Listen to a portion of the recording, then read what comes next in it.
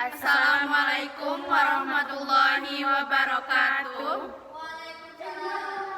Kami dari kelompok 4 ingin mempresentasikan hasil makalah kami yang berjudul Hukum menikah dengan orang musyrik dan ahlul kitab. Pengertian musyrik dan ahlul alkitab. 1. Pengertian musyrik. Kata musyrik berasal dari bahasa Arab syirik, yang berarti menyekutukan Allah dengan sesuatu yang lain. Dalam terminologi Islam, seorang musyrik adalah seorang yang tidak mempercayai keesaan Allah atau tauhid dan beribadah kepada seorang yang tidak mempercayai kepada selain Allah, baik itu benda-benda mati, berhala, dewa-dewi atau makhluk lain yang dianggap memiliki kekuatan ilahi. Musyrik adalah istilah umum yang mencakup semua orang yang menolak atau menyalahi konsep tauhid dengan meyakini adanya sekutu-sekutu bagi Allah. Perbuatan syirik sendiri merupakan dosa yang sangat besar dalam Islam yang tidak diampuni jika pelakunya meninggal dan keadaan tidak bertobat. Syirik dibagi menjadi dua jenis utama. Syirik besar atau syirik akbar. Ini adalah tindakan mempersekutukan Allah dalam bentuk yang nyata dan jelas, seperti menyembah berhala, meminta pertolongan kepada selain Allah dalam bentuk ibadah, atau menganggap ada dewa-dewi lain selain Allah. Syirik besar mengeluarkan pelakunya dari agama Islam.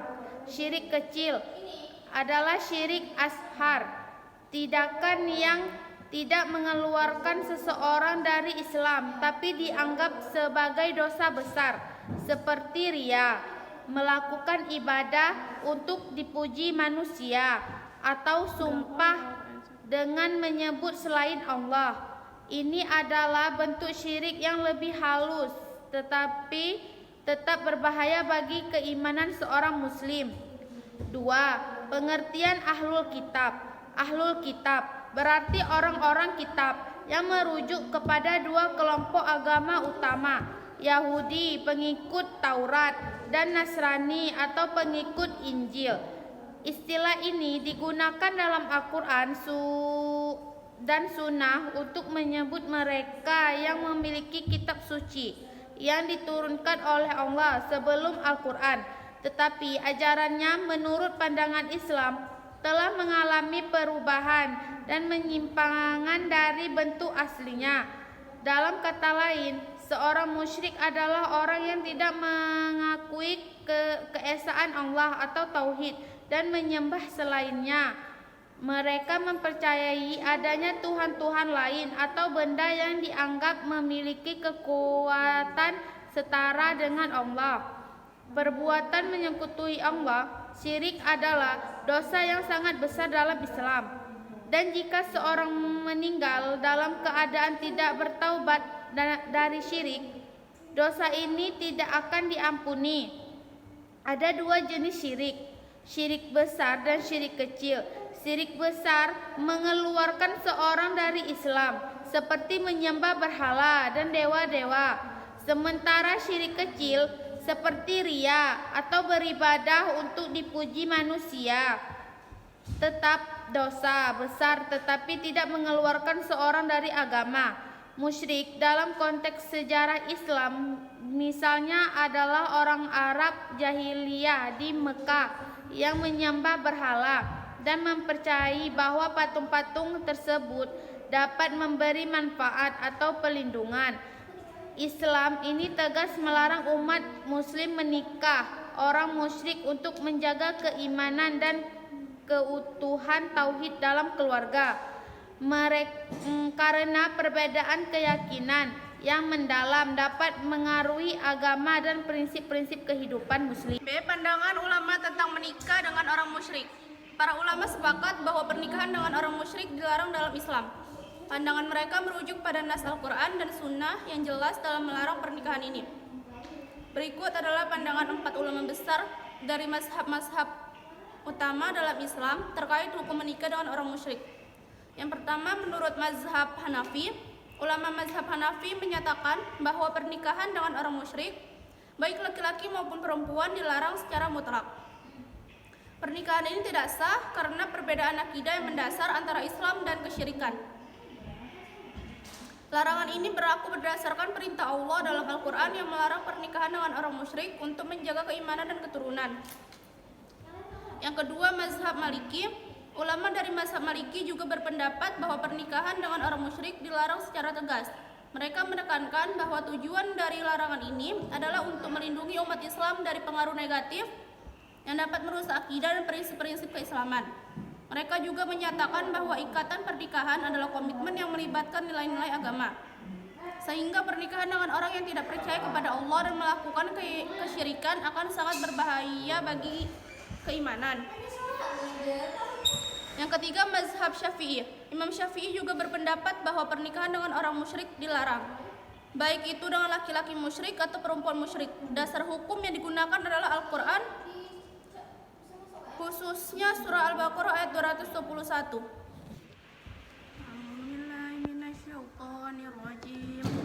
Bismillahirrahmanirrahim. Wala tankihul musyrikati hatta yu'min. Wala amatum mu'minatun khairum min musyrikatin walau a'jabatkum. Wala tunkihul musyrikina hatta yu'minu. Wal 'abdun mu'minun khairum min musyrikin walau a'jabakum. Ulaika yad'una ilan nar. Wallahu yad'u ilal jannati wal maghfirati bi'idhnih. Wa yubayyinu ayatihi linnasi la'allahum yatadhakkarun. Janganlah kamu nikahi perempuan musyrik sebelum mereka beriman. Sungguh, hamba sahaya perempuan yang beriman lebih baik daripada perempuan musyrik meskipun dia menarik hatimu. Dan janganlah kamu nikahkan orang laki-laki musyrik dengan perempuan yang beriman sebelum mereka beriman. Sungguh, hamba sahaya laki-laki yang beriman lebih baik daripada laki-laki musyrik meskipun dia menarik hatimu. Mereka mengajak ke neraka sedangkan Allah mengajak ke surga. Dan ampunan dengan izinnya, Allah menerangkan ayat-ayatnya kepada manusia agar mereka mengambil pelajaran. Yang kedua, Quran surah Al-Maidah ayat 5. A'udzu billahi minasyaitonir rajim. Bismillahirrahmanirrahim.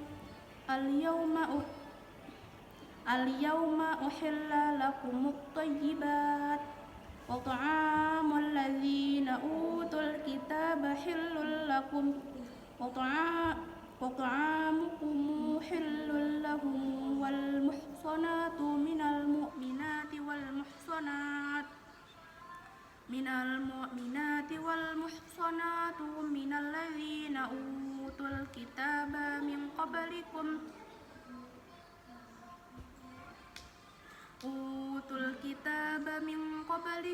idza ataitumuhunna ujurahunna muhsinina ghayra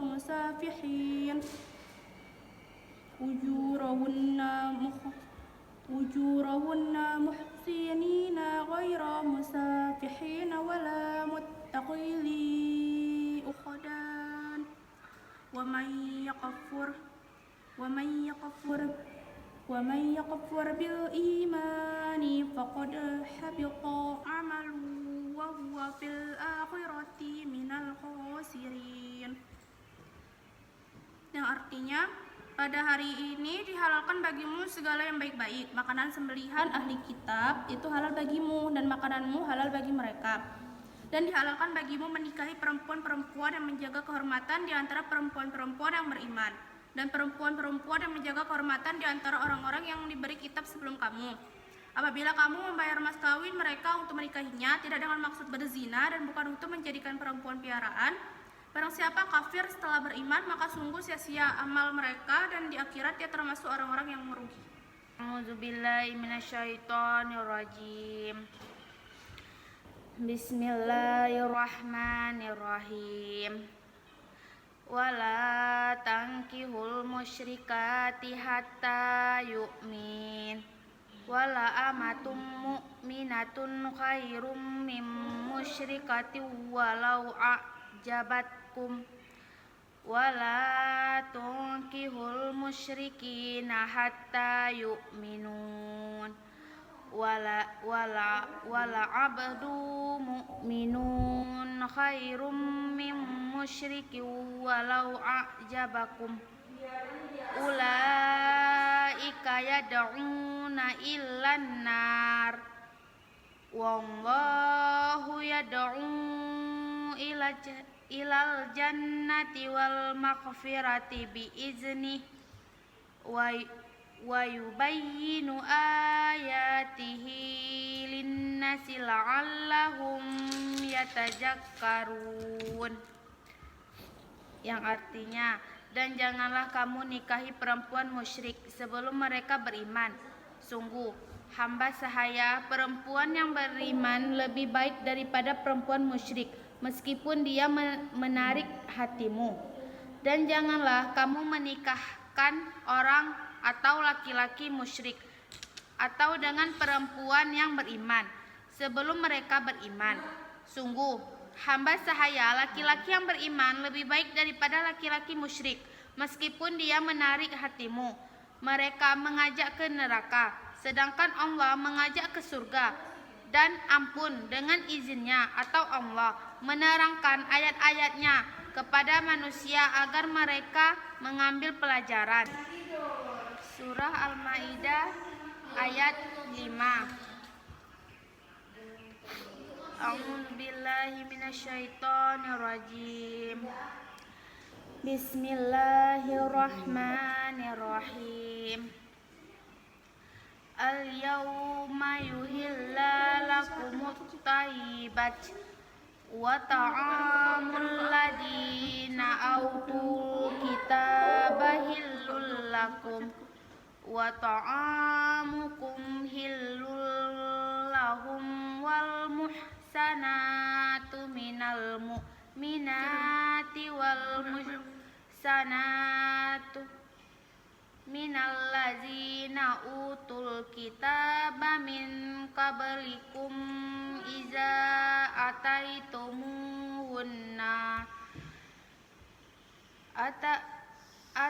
ataitumuhunna ujurahunna muhsinin khaira musafihina wala muntakizi akhdan wa man yakhfur bil ilmani faqad habita amaluhu wa huwa fil akhirati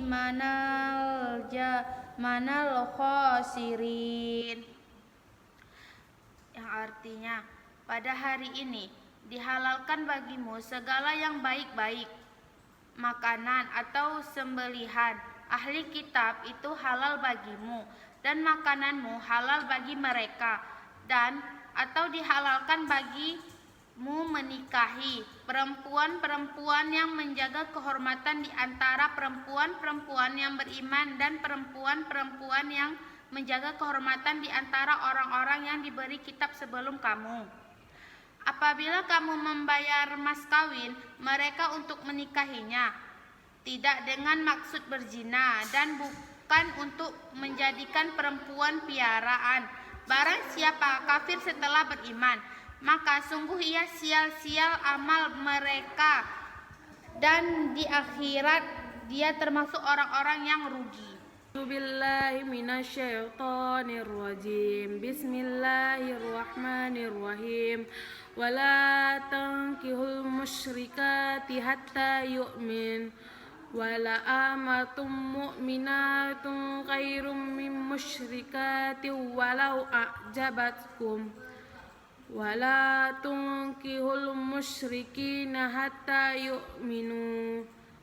Wala abdun mu'minun khairum min musyrikin walau a'jabakum.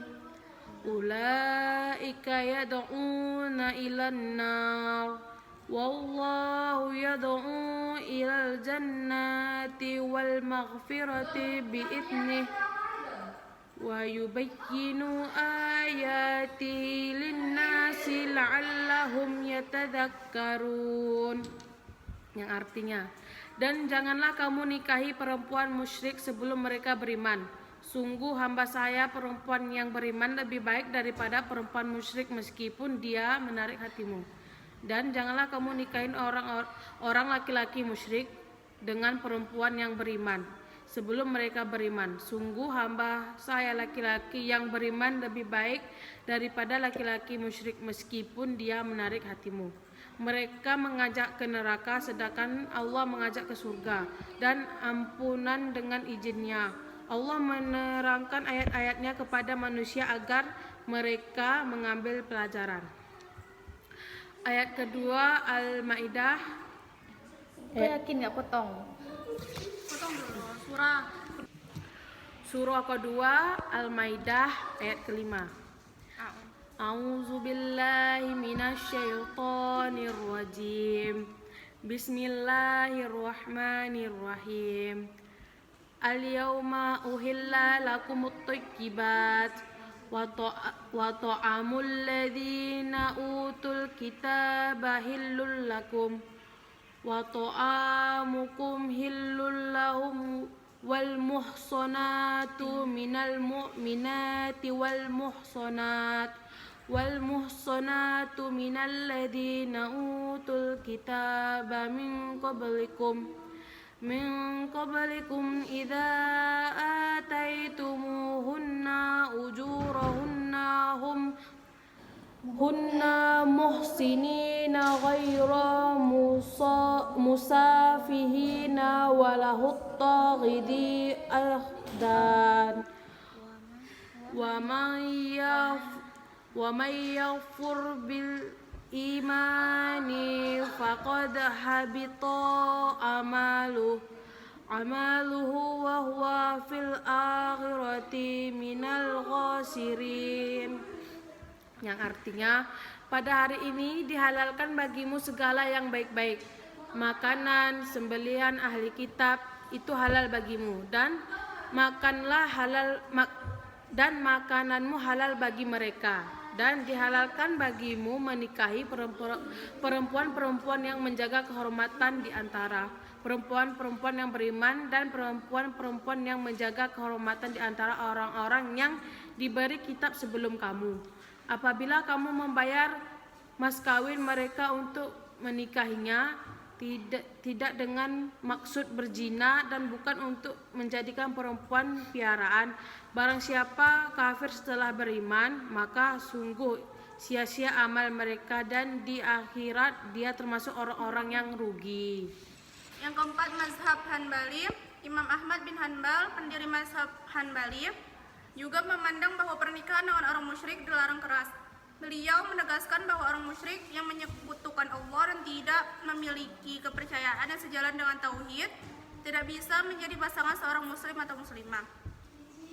Ulama Hanbali memberikan perhatian khusus pada perlindungan akidah umat Islam dan mendukung larangan ini untuk mencegah segala bentuk pengaruh yang dapat melemahkan iman seorang muslim. Pandangan ulama tentang menikah dengan ahlul kitab. Pandangan ulama menikah dengan ahlul kitab, yaitu perempuan dari kalangan Yahudi dan Nasrani, memiliki perbedaan pendapat yang cukup penting. Meskipun secara umum Islam memberikan keringanan untuk kasus ini, berikut adalah pandangan dari ulama dan mazhab-mazhab utama terkait hukum menikah dengan ahlul kitab. Ulama yang memperbolehkan dengan syarat, sebagian besar ulama mazhab Hanafi, Maliki, Syafi'i, dan Hanbali sepakat bahwa laki-laki muslim diperbolehkan menikahi perempuan ahlul kitab yang suci, yakni menjaga kesucian, tidak berzina, dan memiliki akhlak yang baik. Para ulama menekankan bahwa pernikahan dengan perempuan ahlul kitab harus dilakukan dengan kehati-hatian, terutama jika pernikahan tersebut dapat membawa dampak negatif bagi keimanan dan kehidupan rumah tangga. Mereka khawatir bahwa perbedaan agama bisa mempengaruhi pendidikan anak-anak dan kestabilan iman suami. Selain itu, mereka menegaskan bahwa pernikahan ini sebaiknya dihindari jika ada risiko perempuan tersebut akan membawa anak-anak kepada kepercayaan non-Islam.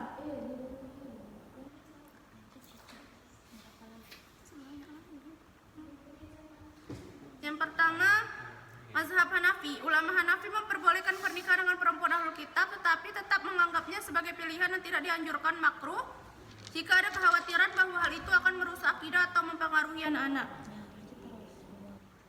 Dua, mazhab Maliki. Mazhab Maliki juga memperbolehkan pernikahan dengan perempuan ahlul kitab, tetapi dengan syarat-syarat yang lebih ketat. Yang ketiga, mazhab Syafi'i. Ulama dari mazhab Syafi'i memperbolehkan pernikahan dengan perempuan ahlul kitab, tetapi mereka juga sangat berhati-hati dan memperingatkan risiko-risikonya. Yang keempat, mazhab Hanbali. Mazhab Hanbali memperbolehkan pernikahan dengan perempuan ahlul kitab dengan syarat-syarat yang serupa dengan mazhab lainnya. D. Hukum memakan sembelihan orang musyrik dan ahlu kitab. Dalam Islam, hukum memakan sembelihan orang musyrik dan ahlu kitab berbeda, dan ini tergantung pada siapa yang menyembelihnya serta keyakinan mereka. Berikut penjelasannya. Yang pertama, hukum memakan sembelihan orang musyrik.